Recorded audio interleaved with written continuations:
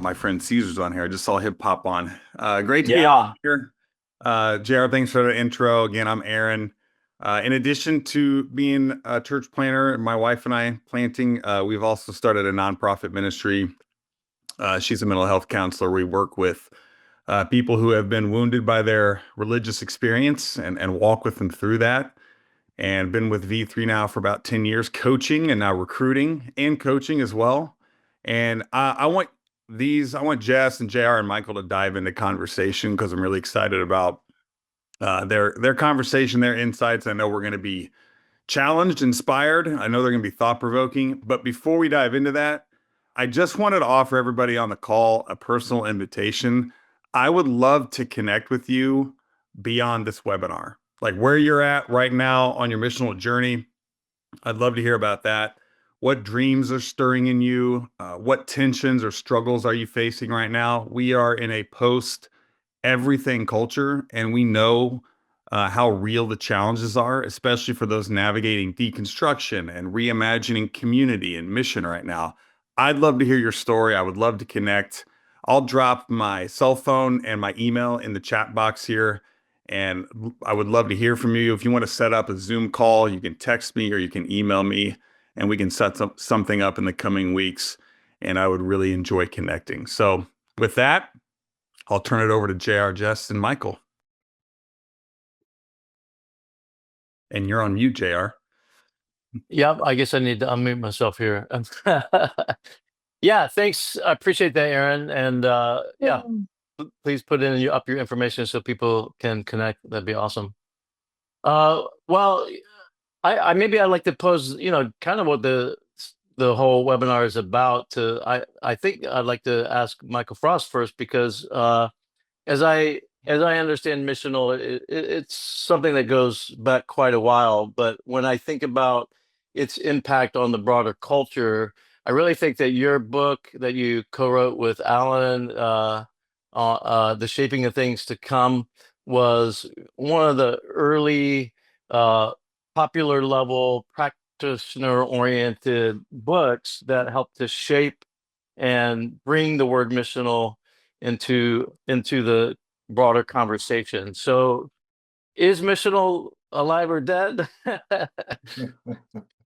Well, I was telling these guys before we got started and opened up to everyone that my Google Calendar invite sent me a message that just had missional movement dead, 3 p.m.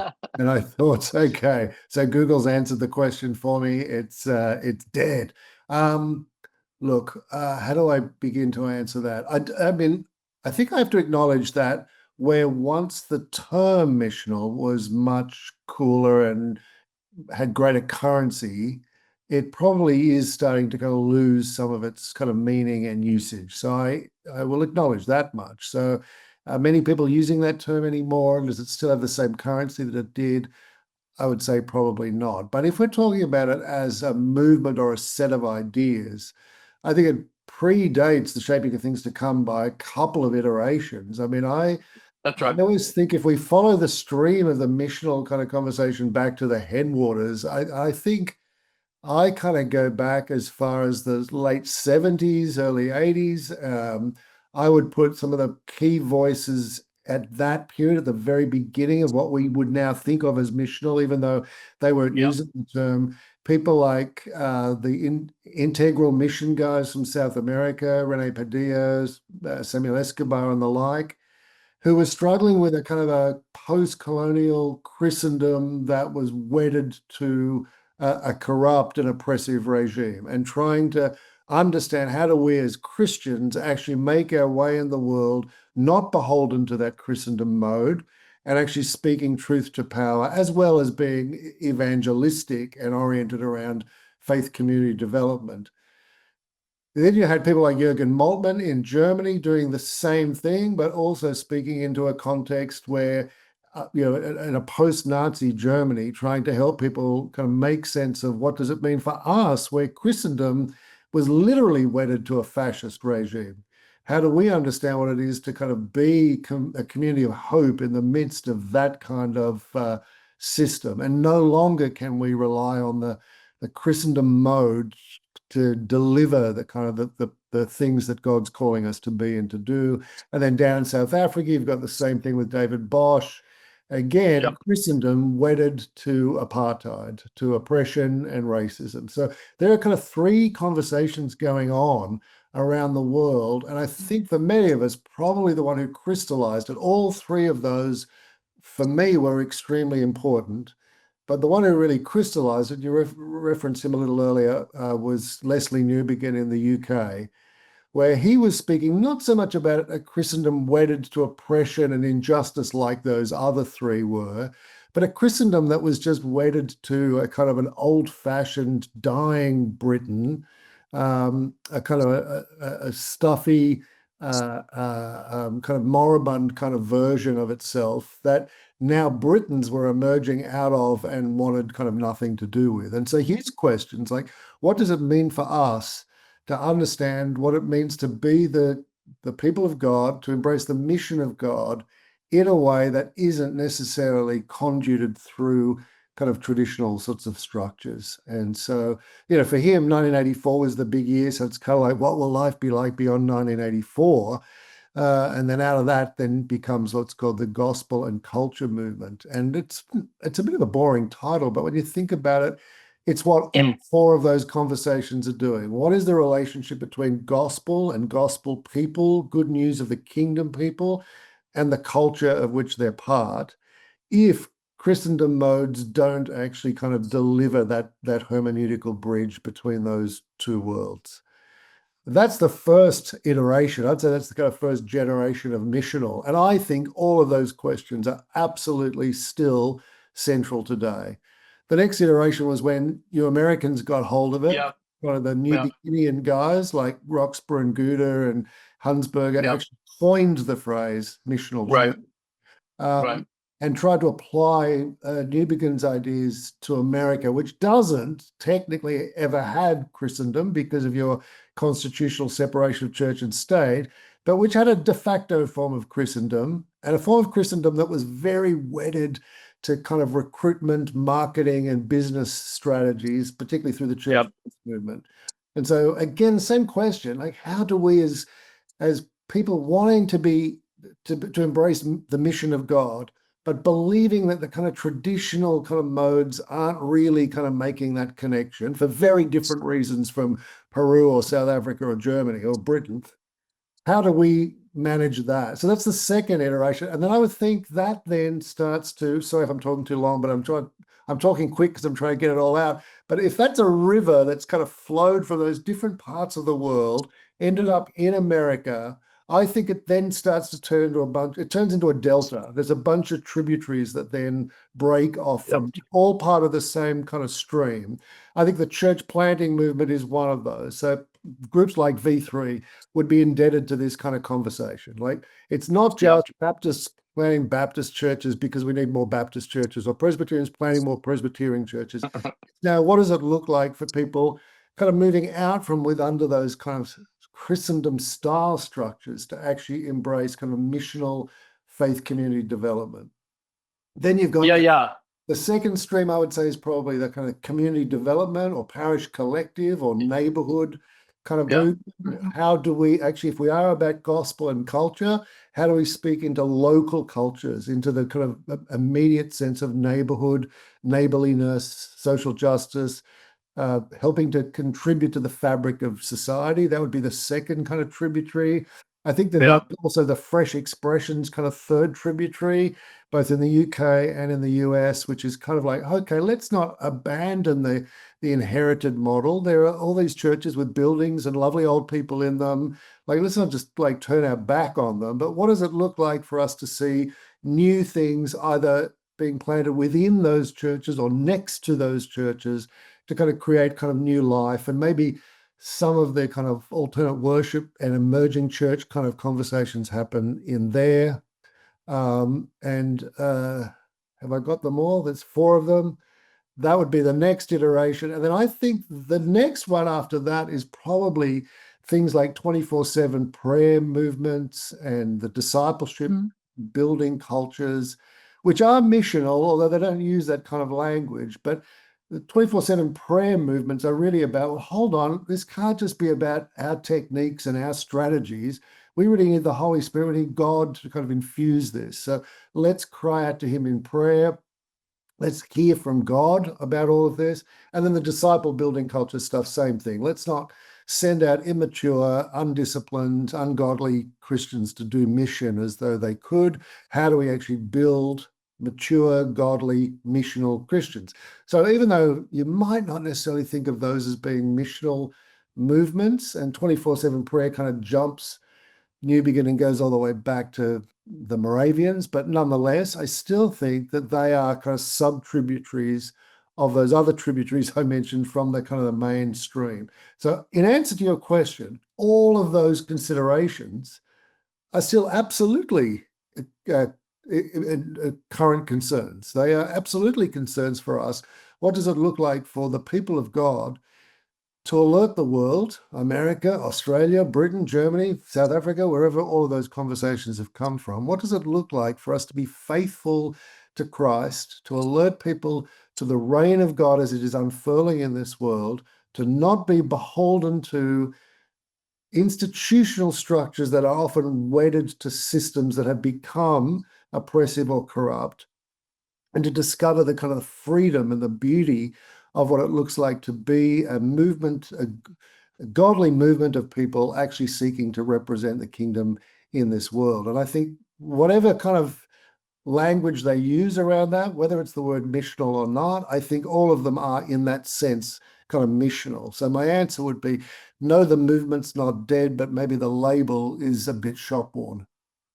Yeah, and I really appreciated Alan Roxborough's statement. This was all the way back in 2011, where he said the word missional seems to have traveled, at least in North America, from a remarkable path from obscurity to banality in 1 decade, and that was 2011.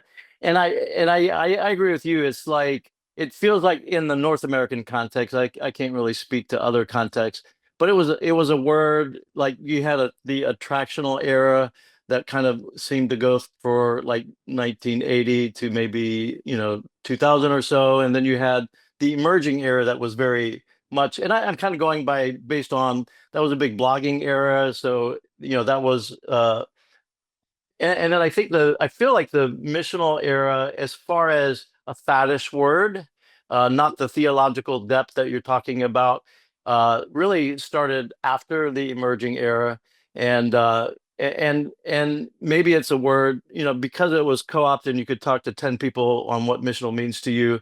There wasn't an understanding of that large history that you talk about. I mean, I even kind of put it back to 1952, the Wellington Conference, and that's where Lesslie Newbigin penned the missionary calling of the church. And but as you said, in some ways, it was a reaction to this triumphalism, colonialism approach to mission that misshaped the church. And I really like how you brought in how different parts of the world were dealing with that. And it's certainly, if that's one of the reasons why this deeper theology and understanding was coming to bear on critiquing ourselves, in a sense, it doesn't feel like a lot of people understand and appreciate that history. And if you do it like that, like I feel like it has like these many forms, and I do think, like with you, it's shaped. I think of like N.T. Wright and how he's expanded. I think more and more people believe that the message that Jesus had was about the kingdom and reign of God, and that's a huge shift, and if it's made more concretely locally, it's powerful. Being a sent people and all of those things. But Jesse, what are some of your thoughts, just to bring you in? Yeah, I mean, I think as I've been, thinking about the history of this conversation, I think a lot of it rises and falls on how do you define movement? If we think like whether or not God always has a mission, there's always the kingdom is always going forth, then yeah, sure, where it will never die because it'll just actually complete. But if we think about like a word movement on how it's influencing the conversation and how people are thinking about it, I would say it's in retirement age. Like I would, because when I talk with a lot of people in this culture and the younger generations, they're not debating about the institutional influence of Christianity and how much of it in having those kinds of conversations. I think that they live in the waters that those conversations have created. They live as missionaries, and whether or not the church is supposed to exist outside of the structure, outside of the institution, outside of the walls of the building, I feel like for a lot of people that's settled is, well, yeah, of course. And so it's not the conversation that they're having. On the street, the conversation that I experience is really around the question of, you know, what I coined as the fourth space, the digital space. And it's so it's not about the question of the institution and how the institution supports or hinders the move of Christianity, but like, what does it actually mean to be human? What does it mean to be a human in this age, in a digital age? How do we engage, and how is a fourth space changing the fourth space of the digital world with AI and the internet changing the way that we even perceive ourselves as an image bearer? And they're having those conversations. And if, you know, and so I think if we keep from their point of view beating a dead horse, or we get lost in our conversation around the institution and the structures there, we're going to miss the structures that are emerging, the tides and the waves that are emerging, that are actually shaping the way people live their life. So I think that there's a different movement kind of coming up. Maybe you would call it a human movement. Maybe you would call, involves a therapeutic conversation, and how do we actually become healed people? How does the church become a place of healing? And the digital space conversation, the discipleship conversation, how are we helping each other? Like what can I outsource to AI? Can I outsource discipleship, mentorship, my sermon, exegesis? Like, does it even matter that I'm an image bearer and the Holy Spirit lives in me and not in the computer chatbot? I think if we don't move to having those conversations, we're going to miss the next wave coming. And whether or not you think that that's obviously it stands on the shoulders of everything that's come before, but we're just not an institutionally oriented society anymore. So that's why I At say least in North America. Maybe. I think it's there. I think it's grandparenting. I think it's the atmosphere that we all just assume and live in. So yeah. But again, it comes down to what do you think of movement? And I think about movements in life cycle. So that's kind of really some of my thoughts here. I appreciate that. I just to kind of tag onto that, like I was just this past week, David Ketterman and someone else came to Seattle and was kind of giving some latest statistics on the state of the church. And one of the slides that really caught my attention, it was a survey done in 2022, not too distant from now, but for ages 13 to 17, I imagine it's in North America. So my apologies. And you can kind of think about how it might fit to your world context. But what they were asked a question, when you consider your spiritual beliefs, what would you say you are looking for? The number one thing was inner peace. The number two was hope. Tied for three was healing and forgiveness. Fourth was purpose, and the last, the other in the top was truth. And I think in a world of spin where we don't even know what are facts anymore, it seems like, especially in this context. Maybe Michael can speak to other contexts as well, but I found that interesting because in a lot of ways I do see these as human elements, right? This yearning. I personally think about, when I think about the primal needs of humanity that everybody seems to experience, we have a hunger, desire for purpose, for justice, for belonging, for healing and wholeness, for truth and for beauty. And I think when the church can speak to those in real ways, it's going to be kind of speak to where people are at. But Michael, what's your kind of read on from that? I like how you took it from the movement angle. I think that's a really important element. How would you speak to the movement part, Frost? Yeah, I thought that's what I was talking about. That the whole missional conversation is not institutional or overly concerned about the institution as such. I mean, you know, as I said, from Peru, the question is about human dignity, social justice, freedom from oppression. From South Africa, the conversation was, what does it look like for embrace a new society, which is not anti-racist and inclusive and just. These kinds of conversations actually emerge out of a desire for true personhood in Christ, and that the perception was that in some of those settings I mentioned before, the church, the institution, had become beholden to a system and therefore corrupted by that system. And so we need to actually emerge. We can't conduit the kind of the kingdom of God through that. We have to actually sort of step out of that, whether it's Paideia through student ministries or Lesslie Newbigin through the Gospel and Culture Network. It was like, how do we actually kind of unleash this so it is actually movement? It is actually a people community, a people movement of local communities actually finding purpose and life and hope in the kingdom of God and sharing that with other people. And broadening, as you mentioned, bringing in N.T. Wright, broadening our understanding of the gospel, that it's not just about kind of personal salvation or a God-shaped heart, hole in my heart type thing.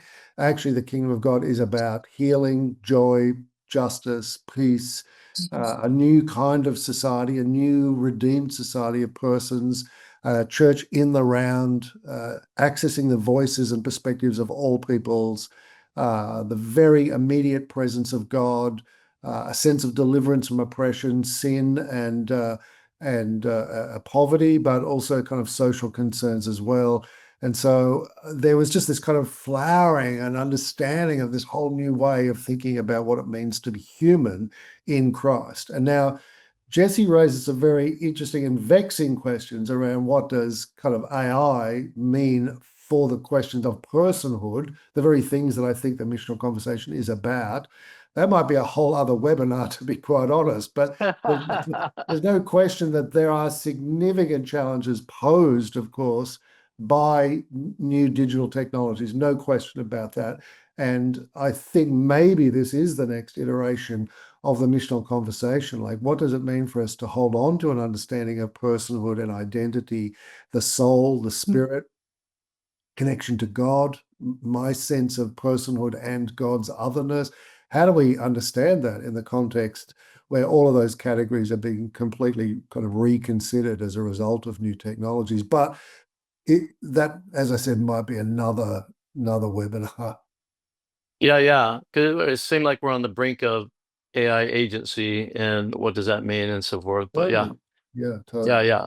I think But aside from that, I mean, it's just going to mean an extraordinary economic meltdown across the world. I mean, there's so many people who are actually currently kind of propping up churches financially are going to lose their jobs. I mean, there's going to be a massive shift economically as well as socially, and as well philosophically and spiritually as a result of that. I'm not sure we're even fully prepared for what's coming down the pike. You're right. And then on top of Trump's worldwide tariff war, nothing is going to be. We apologize to anybody from any other part of the world for how our negative effect. Maybe this kind of poses a question. I love to ask you, Michael Frost, from somebody not from the U.S. context. I'll put it U.S. context because our friends in Canada have always been generous friends, and we're sorry for, or as you call how them, our the current 51st administration. state, Yeah, I don't, but I have a subset called Faithful Resistance. But what do you make of kind of the evangelical, at least as people identify with that word, and the seemingly co-opting of white evangelicals to the Trump administration, which and so how much has the missional history and movement really shaped that, if that's the case? Because it feels like back in Germany, 70% of self-identified Christians voted for Hitler. And that was part of the tragedy why the whole missional, as you mentioned, from Germany was rose up. So what do you feel is the issue there? Oh, yeah, I think you're onto it. I think that's why you would say the missional movement's not dead, because precisely the kinds of challenges that I talked about, whether they're South African or German or British, are exactly the same kind of challenges that America and other parts of the world are facing, where Yeah. Christian people, entrenched church-going, sermon listening, tithing, committed Christian people, are hating refugees, wanting mass deportations, or are voting for Trump, or are perfectly fine with kind of corruption. And it's just like, well, what you have to throw your hands up and say, well, what happened? What was all that church going doing for you? And I think that tells us that we are in a very similar moment to the moment that I was talking about from the 70s and 80s, and you mentioned with Wellington even beyond that. And so I think we are in an era, a long era, at the end of the 20th century into the 21st century, where to be missional is actually to kind of embrace a form of following of Jesus, which is not beholden to structures, whether you call them Christendom or not. And again, for America, that term's kind of vexed, really. But whatever you call them, but church structures that are wedded to the political process. And this was Newbigin's kind of idea, like, your political activity cannot usher in the kingdom of heaven. You cannot legislate morality. You cannot make people Christian. You can't make your culture or your nation Christian. And he was dealing with people in England called the moral majority who were trying to do that, to kind of outlaw homosexuality and pornography. And in America, it was abortion. But, if we legislate these things, we make our culture, our country Christian. And Newbigin was like, your political activity doesn't usher in the kingdom. The kingdom of God is being brought in by the Spirit of God. It's our eschatological vision that is our hope. It's not our own efforts in electing the right president or prime minister or whatever the case may be. So, yeah, to your point, JR, I think it just reveals to us we're living in the same kind of era. It's taken different versions, but it's the same challenge that the church has to come to terms with today, as he was calling us to. In fact, the more I read Newbigin, the more I think, man, the guy was a genius. Like, he just foresaw what was coming. Yeah. So don't you guys And, think? go ahead. Just as a question, just because this is kind of how I'm feeling today. Like, we've been having the missional conversation now out front for 50 years. And Michael, I agree with everything that you're saying, right? We're talking about what does it mean to be a citizen of the kingdom, and how do we do that without trying to live through a political structure, or do anything other than Jesus being what changes that, and the Holy Spirit changing human hearts and everything. But if we've been having the missional conversation for 50 years and we're still in the state that we're in, and the world is in, because there are authoritarian people rising all over the world, right? It's Yeah. The world is looking for stability, so and safety, and so that's how human nature goes. Do you think then that maybe there's a slightly different conversation that we need to have then? Because if the conversation hasn't yielded enough people to say, oh, hey, that's, that, like, they don't look at their life through the lens of the kingdom. They don't use the gospels as a hermeneutic for how they engage in society. Do we need to have a slightly different conversation? Like what? Now? For example, is that conversation not going to be built upon the foundation that missional theology has brought, or is it? We always are Yeah. building on the foundations of Yeah. everyone who comes before.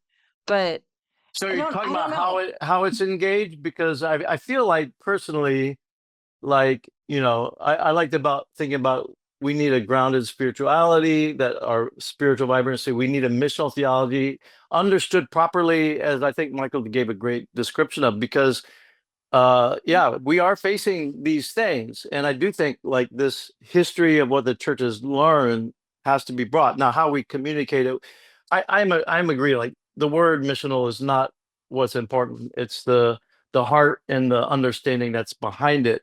And so maybe, I don't know if what you're saying is, like, we need to think of about a terminology that still brings in the history of what we learned all over the world, to what it means. It is about what it means to be human, right? That's kind of what that's my, and then a movement ecclesiology, because I would say movement ecclesiology is only as good as if we first can ask ourselves, do we have a life worth imitating? Do we have a community worth joining? And do we have a mission worth dying for? Only upon those moving in a positive direction should we be concerned about the movemental part, because I think if we don't get those first ones right, we're going to be dead in the water and probably have a cancerous movement as opposed to a genuine movement. But I'll let. Yeah, I used to think that if I just said it once and everyone got it, then everything would change. But I do feel like leadership and movement, well, I think movement actually requires leaders and thought leaders to say the same things over and over and over again, because there is a real default back to systemic kind of thinking. I wrote a book a couple of years ago on the history of Christian mission, and the last chapter is about Newbigin and kind of the rediscovery of mission to the West. And I was surprised by how many people who I would consider to be very committed to the missional movement, part of kind of what you would consider to be missional organizations, who said to me kindly, I had no idea that was all part of the beginnings of the whole missional conversation. There's nothing wrong with not knowing history, I suppose, other than it just limits your understanding of the things that you're committed to. So I wonder whether continuing to reiterate and remind people of where this conversation has come from, where we're at now, where it's going, and then continuing to reiterate these kinds of ideas, because to your point, Jessie, I do think that there are just so many Christians across North America who haven't even had the missional conversation. They haven't heard it, haven't ever been introduced to it. So it's not like they've heard it and it didn't have any effect on them. It's just unknown to them. Yeah. Well, we are getting to a point where it would be good to get some other folks into the conversation. I don't know if you've been watching the Q&A, Jesse, if you have one that you picked out that might be good. We should look at that and bring you guys in. But yeah, just to let you know, there is a Q&A spot. That's what we'll look for first. We will try to also look at the chat. But yeah, send in your question. So in the chat, there's a question that talks about, again, like we always get, whenever we have this conversation about missional movement, how it's doing, and is it failing, and is it alive? Terminology is a thing. And we have somebody in the chat who posted that they had to move away from the missional language because it felt like objectification of your neighbor to the people who were part of that community. And so, the missional, anything that strikes as it says a superior position over our neighbors, these issues of power dynamics, colonialism, or when you have an institutional that's sponsored by the state coming in and making decisions, and the disassociation from that. And so, I mean, what do you guys think about that? Like the idea that at this point, for some people now, the missional conversation, mission is still no longer associated as the outlier in response to a superiority paradigm, but now is associated with that. What do you guys think about that?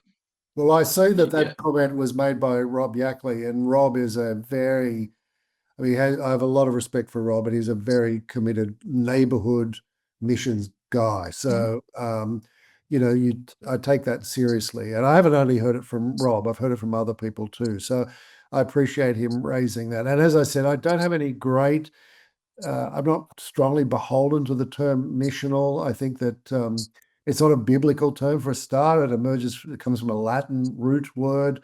We originally used it as this idea of kind of this outward impulse, this being sent out to love and serve our neighbors. But I take his point that often that is then linked to the kind of missionary project, which was linked so significantly with colonialism in the 19th, early 20th century.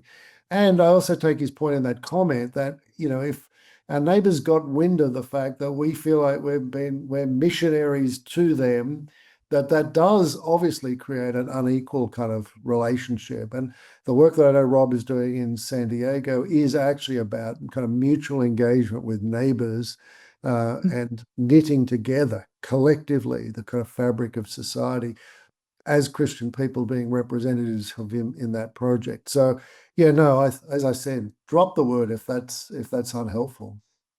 Yeah, and I'd like to speak to that too. Like when I first became a Christian, I would say my understanding of mission was very reductionistic and probably did objectify those we were trying to reach.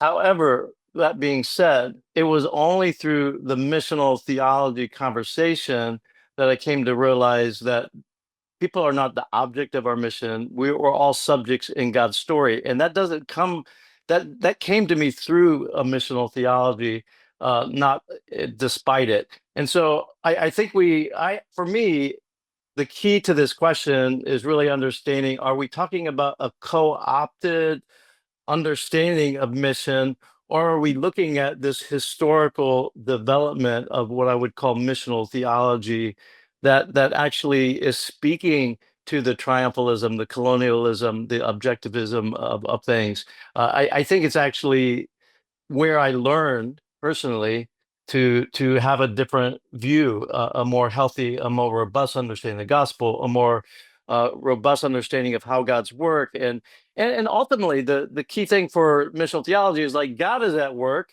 and the church is to join God in what He is doing, and that's why we are a subject in the story, and we don't objectify those that we are being sent to. And it ultimately, for me, creates a different posture toward what it means to be sent. And it starts, if God is at work, then I have to actually be listening. I need to be appreciating what is God already doing. And this is a whole different set of skills and understanding that I think, Rob, you are embodying in the context there. And but I would say for me, just as one testimony, apart from missional theology, I would probably be on the wrong ended side of mission. That's a good Yeah. point of view. I mean, I just don't know how we ever have a time where we're not wrestling with power dynamics, right? We're always, do you feel superior? Do people sense that you feel that way? Do you feel like you have something that's right? But then how do you engage as a Christian in the message of reconciliation without feeling like you have an answer for something? And so I think there's always a tension around these dynamics in the neighborhood. And what does it mean to truly love? What does it really mean to truly love from a posture of humility? And as one of the comments pointed out, like, you can't divorce this conversation from either the discipleship conversation or the eschatological conversation, right? So we're all moving towards the goal that we think God is giving us. And we just happen to, have different camps where we disagree on what that goal is. So we engage with it differently. Another question that's in here is, what current movements beyond the broader missional movement do you see as parallel or sharing a sort of kinship? I think an additional question is, well, okay, yes, missional movement. Is there an alternative, or is the answer just always, well, yes, of course it's continuing because it's all that it's what there is, and it's just our language for the kingdom moving forth. So if it's not missional movement, is there anything else that could be called, or anything else that's out there right now that would be a viable alternative? Maybe not a preferred one, but a viable one. Maybe the Shalom movement. In all the depth of that term. Yeah, I mean, there's different ways to frame it. Yeah, for sure. But what do you think, Michael? Yeah, I was just going to say, I can't see that question just quickly or easily, but yeah, there are stacks of parallel movements. I mean, if I think about the the functions of the church is actually, to glorify God. I mean, there are worship movements and prayer movements that are happening throughout the world, particularly in the UK and across Europe at the moment. Then there's the discipleship movement, which ought to be in essence missional. It is actually about growing mature, godly disciples of Jesus in the image of Jesus, little Jesuses, basically. And if you're a little Jesus, then you'll see yourself as a sent person. It's impossible for you not to, unless you got it wrong in some way. So there are definitely kind of parallel movements. I think the kind of what we used to call the house church movement, or the kind of the micro church movement today, dinner church movements. I would say those kinds of movements are distinctly missional. I don't know whether they call themselves missional in that sense or not, but I think I mean, I'm wanting to fan all of it into flame to the degree to which all of it is alerting people to the reign of God. What does the reign of God look like? Does it look like adoring the living God and experiencing his very real and immediate presence here? Yes, it does. Does it look like social justice? Yes, it does. Does it look like community, an inclusive, welcoming community where everyone gets a say and everyone gets fed? Yes, it does. Does it look like freedom from oppression? Yes, it does. Yes, yes, yes. It's in that sense, that's the tributary kind of thing I was saying. It's like the big stream flowed through the end of the 20th century into the 21st century, that it's gone into, some people might say it's splintered, but I prefer to think of it as being like a delta, where there's this kind of this beautiful swamp. Swamps are bad, but like I know that they can be this beautiful kind of diffusion of the water. Estuary. Yeah, and I think that's all of that ought to be fanned into flame. And I think the missional conversation is unhelpful where it gets proprietorial about its particular space and its language. And we're the missional guys and we know what mission is and you guys haven't got it. As soon as you end up like that, you've lost what you began or set out to do. Yes. And I think as soon as you try to like make it a growth movement, as soon as you turn this corner, and whether you want to call it multiplication or addition, if your heart, or revival, if your heart is about validation, if your heart is about your thing, then you've turned a corner there too. So I think as long as it's the lost oriented, others oriented, and you care less about your own impact than you are about that someone else has met Jesus and Jesus has changed their life. So I think you can weaponize a lot of this stuff, and proprietary is one of those. So, but again, I think that's where you make it about yourself and you center yourself or your own idea in the middle of that. So that kind of is a little bit of a segue to Drew's question, Drew Thurman. Hey, buddy. But he has a question around metrics. Like what are the things that we should be looking for to define a missional movement? How do we know that that's there? Or an astute question here, is part of the problem that we're judging the missional movement from church growth metrics? And how does that change the way or impact the way we view our effectiveness? Yeah, I think there are a lot of people who do judge the missional movement by church growth metrics. Absolutely. They do. So it's like, well, show me where it's working, or show me where all these churches are, or tell me what the numbers are, and that kind of stuff. And yet I would think that our primary concern is that we want to alert people to the reign of God. And we're asking ourselves, what does the reign of God look like?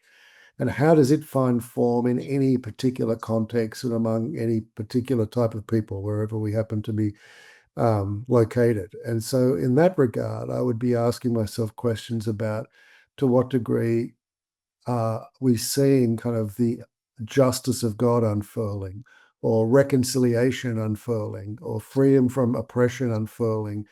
Where are we seeing the broken put back together? Where are we seeing new community being formed, hospitality being practiced? I would be looking at the kind of the 7 marks of the reign of God, and that would be my metric. So I would be like looking for, where is this happening in our neighborhood? And to JR's point earlier, where is it happening that I could go and join it and be part of what God is doing there? Or where do I need to be called to catalyze these things in my community if they're not already there? And that sort of stuff is very hard to measure, and you can't necessarily capture it in surveys or in numbers.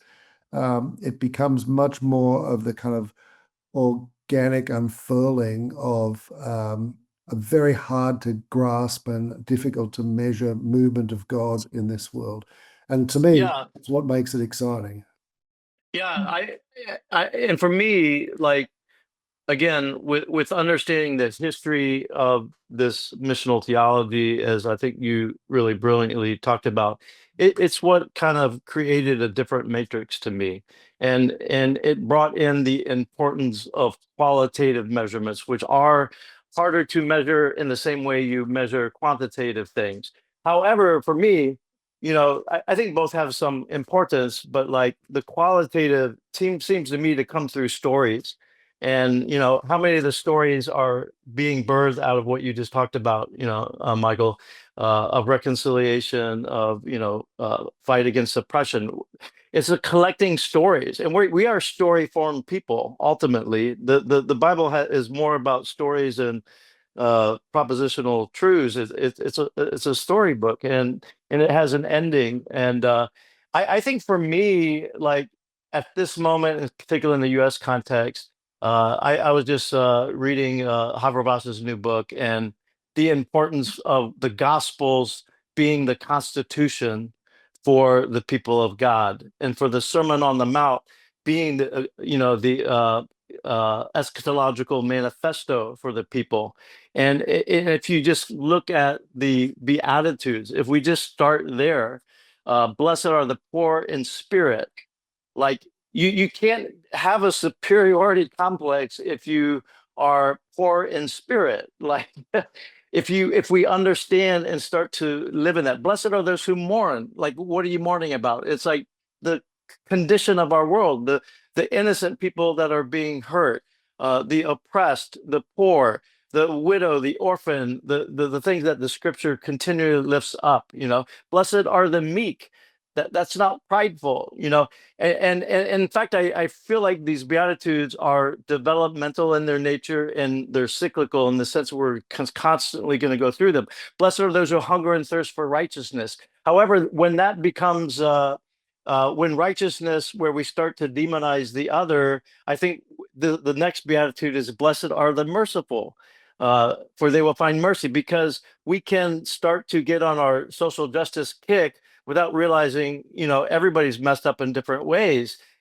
We have to, the moment we demonize others, the likelihood is that we become captive to a false ideology that doesn't allow us to love our neighbor. I was talking with Caleb, I forget his last name, who wrote Exposing Leviathan, How to Love Your Christian Nationalist Neighbor.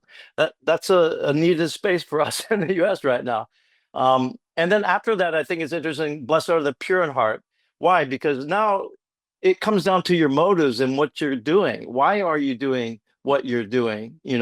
And only then can we get to blessed are the peacemakers, because I think that is the ultimate tough thing to come to, but it has to come through that cycle, and that cycle goes on. And by the way, peacemaking seems to kind of create some tension too, because blessed are you when they persecute you and say all kinds of evil against you because of my name.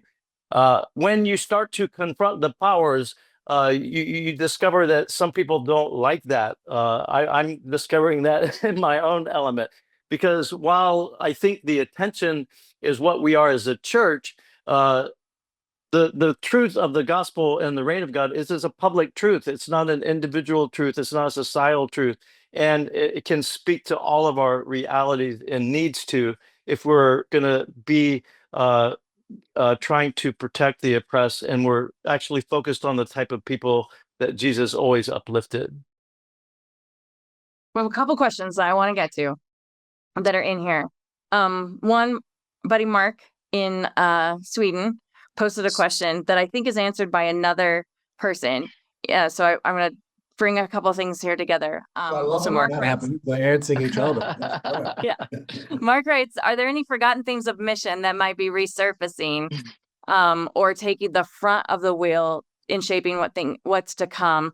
And there was also a question posted by one of our African coaches, Felix, about how do you keep the movement alive, and what does it cost to keep the movement alive? And what I see the conversation shifting to, or what I think it needs to shift to in order to keep growing, moving forward, is this paradigm of not what am I going to get? How do I fund this? But what do I pay? What do I give? What is this going to cost me? What am I going to sacrifice in order to see this moving forward? Because I think about Renee Padilla. I think about one of my heroes, Dorothy Day, like the people who kept the missional movement going in dark times and dark spaces.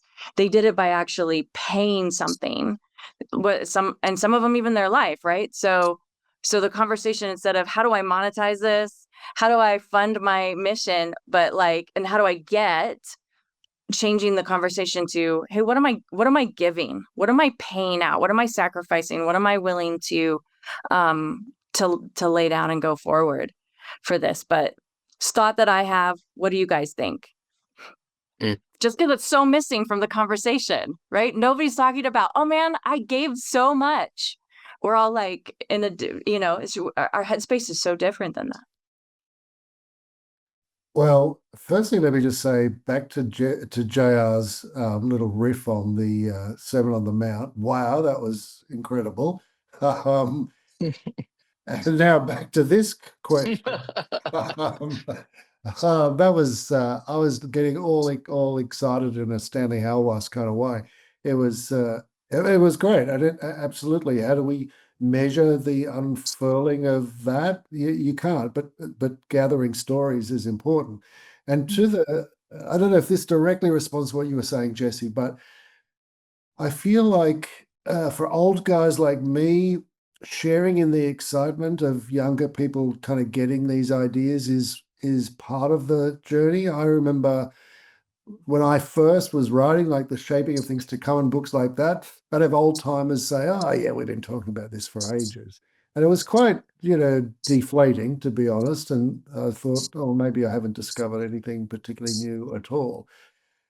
But I find myself now being in seminars and workshops, or reading papers from my students, or reading people's books, manuscripts, and there's just such sort of genuine excitement about stuff that I'm sure I wrote that book years ago, or I'm sure I gave that talk, 10 years ago. But I don't say stuff like that. Like, for me, it's like part of the discipline, my personal discipline, is to say, I want to share in the joy of people who are discovering these kinds of ideas, and not kind of hose them down or say, yeah, we tried that, it doesn't work, or what have you. I think that that's kind of part of the older generation, like handing on the joy to an emerging generation. Because when, JR earlier talked about how, he came into the missional conversation maybe with a sort of somewhat colonialist sort of idea, but within that conversation kind of got free of that. And I think that there's something really beautiful about that. We don't enter this conversation fully formed with all the ideas in mind already. We have to go on that journey ourselves. And I think my part of the journey is actually being energized by watching kind of new generations embrace this and find new ways to explore it. And all the way back to your very first comment, Jessie, I guess I will be watching and observing and wanting to learn from people who are trying to engage with this around kind of the digital space, the fourth space, around what those kind of challenges of AI and the like are going to mean for the mission of God's people in this world. Yeah, and maybe the way I would answer that question, just Kevin recently kind of wrote the book, The Scale of Leadership, and recognizing that kenotic journey that is described in Philippians 2, that self-emptying, because I think our own construction of our self-identity is pretty important. There's a way that the world dictates how we get our sense of identity, and I feel like Jesus, when it says he became nothing, and if that's what we're to become nothing, I think it's becoming nothing in the way that the world is dictating how we get our sense of identity, because we receive our identity from God. And then for me, it's looking at finding good models, like people like Oscar Romero, who came to that self-emptying spot, after the death of his good friend and some other people, where the government was literally killing them. And he had a beautiful posture of offering the kingdom to the oppressor, but he had to make a choice to stand with the people and not the oppressor. And while he loved everyone, which to me to show that he wasn't captive to ideology, in his standing up for the people, he paid the ultimate price as he was doing communion in a room in a hospital for the the terminally ill. He was assassinated, and he knew that price was coming. And even at the angst of the church sometimes and his own bishops, he still continued with his mission. And so, yeah, it may cost some of us our lives, but I think most of us need to realize that we need to die to ourself on a daily basis, and that is a costly discipline that we all have to enter into, and find some positive models that have lived and stood the test of time. And we might find that ourselves desiring the same things that they desire, the reign of God more fully realized in the places that we're at.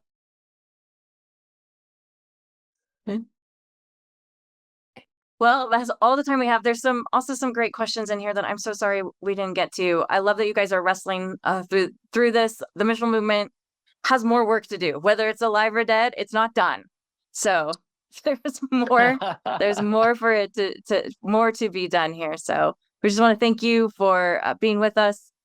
Feel free to email back from the webinar and check out all of the great things that V3 has at the v3movement.org. It's an org. Oh my gosh, my brain froze. Talk to Aaron. But Michael, I want to just give you special thanks. I know you are up super early because daylight savings time ended or whatever. I'm really grateful that you could join us. Your wisdom was super helpful. I just love the international element that you bring to it. And it's, to me, looking at those examples, whether it's Bosch in the apartheid in Germany under Hitler, whether Latin America and the oppression that they've historically felt, and the liberation movement that has come from that. Like, we in the US, we need that type of wisdom today in our context. There's no doubt about it. Thanks for bringing that. No, I love hanging out with both you guys. That's been great. Aside from there being an audience and all that, I could just chat with you guys all day. Yeah. Same here, man. All right. Thanks, everybody. See you guys.